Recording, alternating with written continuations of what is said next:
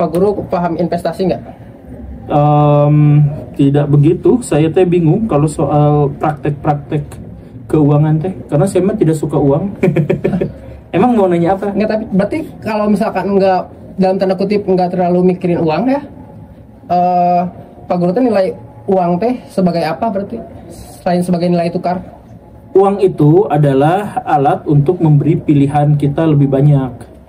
Jadi kalau misalkan dulu saya saya punya uang 5.000, terus saya lapar, maka pilihan yang bisa saya pilih itu sedikit sekali, antara cilok atau gorengan. Tapi saya nggak bisa beli bakso karena 5.000 mah nggak cukup.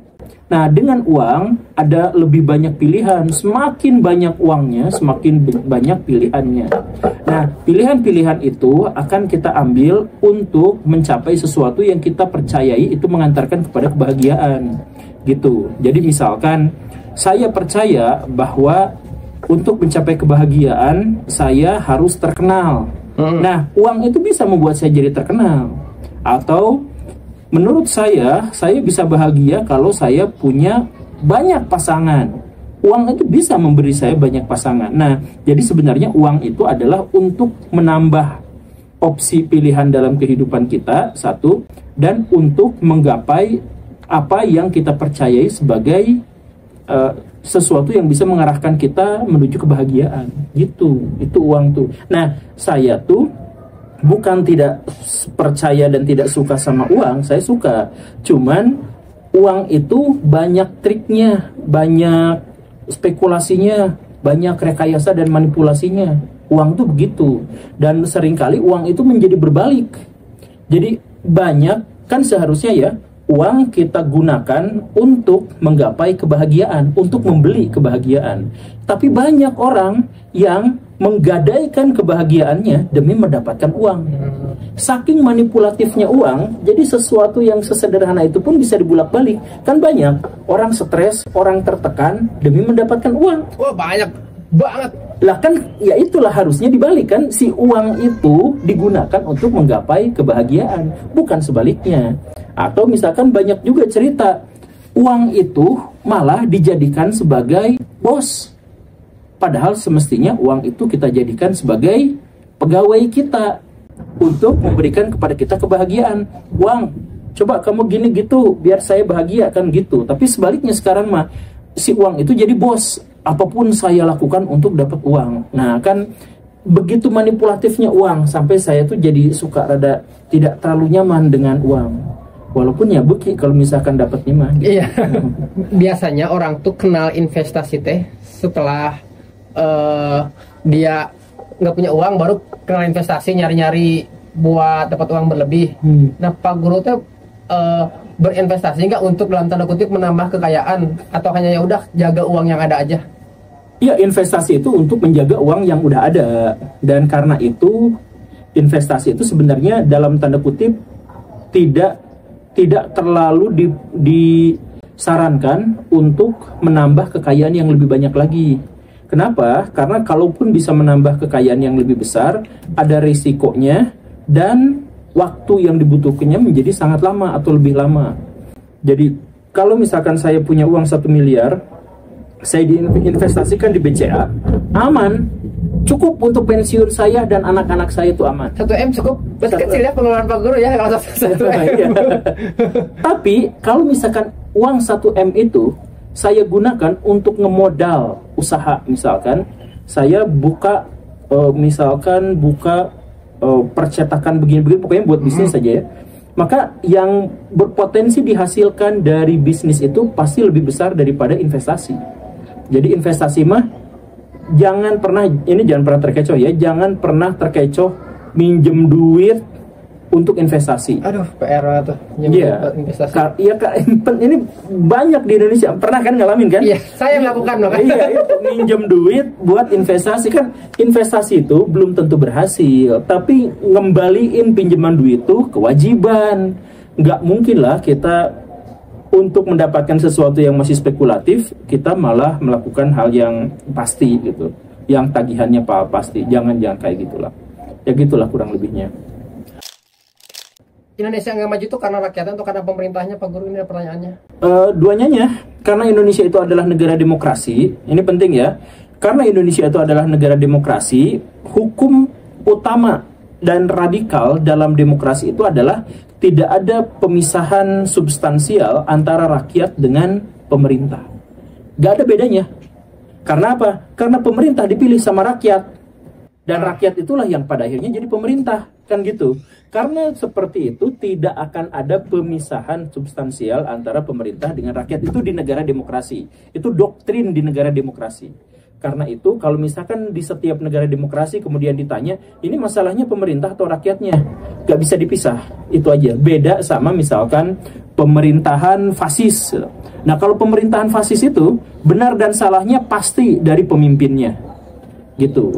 Oh, kalau fasis absolut dari si absolut, karena si pemimpinnya itu berhak untuk melakukan apapun yang dia mau pada rakyatnya, pada negaranya. Negaranya mau dibubarin sama dia, negaranya mau diacak-acak sama dia, rakyatnya mau dibunuh setengahnya sama dia, ya gak apa-apa, karena itu adalah negara fasis. Gitu. Kayak Jerman gitu kan, anak umur 12 tahun udah jadi tentara gitu, karena memang dibutuhkan untuk perang dunia kedua. Anak 12 tahun disuruh perang, maju ke medan perang paling duluan gitu. Ya gimana dia aja, gimana Hitler aja gitu. Jadi, dan Jerman pernah maju luar biasa gara-gara fasisme itu. Dan runtuh juga gara-gara fasisme. Jadi yang disalahkan di situ adalah Hitlernya. Sedangkan kalau Indonesia? Kalau Indonesia, siapa yang salah? Prabowo Subianto. Siapa yang nunjuk Prabowo? Rakyat Indonesia. Siapa yang membuat rakyat Indonesia milih Prabowo Subianto? Ya karena miskin-miskin, jadi bisa diiming-imingi dengan joget. Siapa yang membuat menjadi miskin-miskin? Pemerintah. Siapa? Ya terus saja muter-muter kayak gitu. Jadi kalau misalkan kita mau mengkritik pemerintah ya boleh, tapi pada waktu yang bersamaan itu juga sebenarnya adalah kritik terhadap rakyatnya sendiri. Pak Guru, kenapa kita ketika habis nabrak kucing, terus kucingnya mati, kok takut kena karma ya? Bahkan kayak nggak tahu mitos atau ceritaan kayak kalau misalkan ada orang mati jangan dilangkahi kucing nanti hidup lagi. Itu sebenarnya dua konteks pertanyaan yang berbeda. Tapi kita mulai dari yang pertama dulu. Kenapa kalau misal nabrak kucing? Kenapa nabrak kucing? Kita jadi takut kena karma.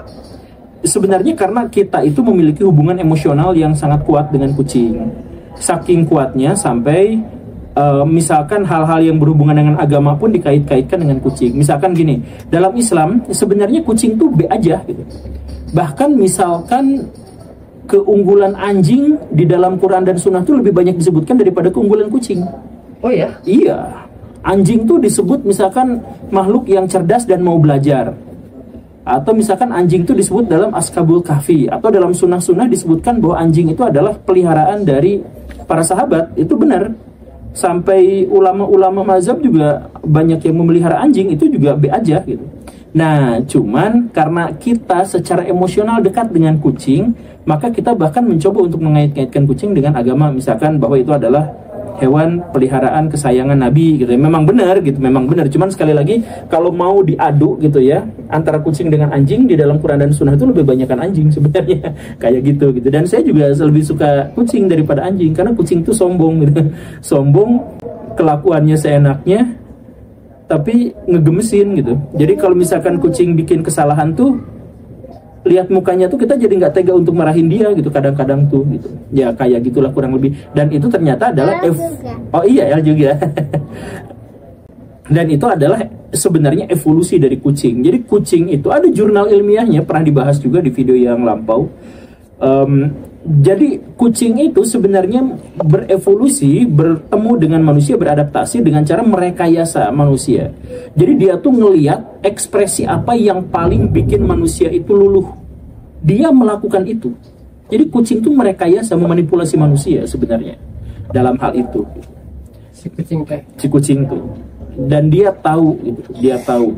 Bahkan beberapa eongan kucing itu dimiripkan semirip-miripnya dengan bayi manusia agar si kucing itu dapat simpati dari manusia.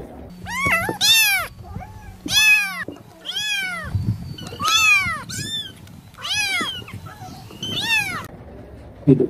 Jadi si kucingnya yang memang benar-benar beradaptasi terhadap manusia. Bisa dibilang licik nggak atau cerdik? Ya, nggak bisa licik dan cerdik, itu adalah bagian dari proses evolusi dan adaptasi dari makhluk hidup dalam menghadapi tantangan gitu. Nah kalau misalkan anjing menurut jadi budaknya gitu, nah kalau kucing mah memilih untuk jadi sahabat dan teman orang gitu. Jadi dia nganggap kita tuh bukan majikan, dia tuh nganggap kita tuh teman. Dia tuh nganggap kita tuh adalah kucing besar yang aneh. Kita ya, manusia itu sama kucing itu dianggap sebagai kucing besar yang aneh gitu. Lu kenapa sih jalan dengan dua kaki gitu? Dia pikiran itu kayak gitu, tapi dia nganggap kita tuh bagian dari mereka gitu, sama gitu. Pantas kalau misalkan saya kan pelihara kucingnya kalau misalkan kayak datang cuek aja. Sedangkan kalau misalkan ngeliat video-video kalau orang melihara anjing ketika majikannya datang tuh kayak wah nyambut. Nggak, kalau itu beda komunikasi. Beda lagi. Beda cara berkomunikasi. Jadi sebenarnya kucing juga nggak cuek-cuek amat sama kita tuh. Cuman cara komunikasinya beda. Jadi misalkan gini nih, kucing kalau sayang sama kita, mantatin kita. Kita kan nganggapnya cuek. Padahal mantatin itu sebenarnya, jadi di bujurnya kucing itu ada banyak sekali aroma. Dan aroma itu menunjukkan jenis kelamin, usia, penyakit, kecenderungan dan lain-lain. Jadi itu tuh KTP-nya kucing di situ.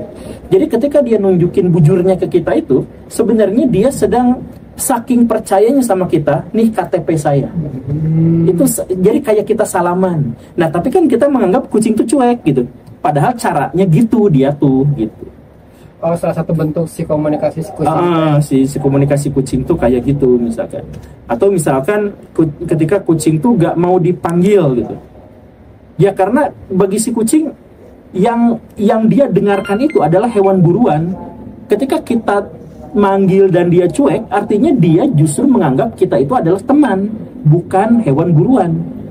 Kayak gitulah kurang lebihnya.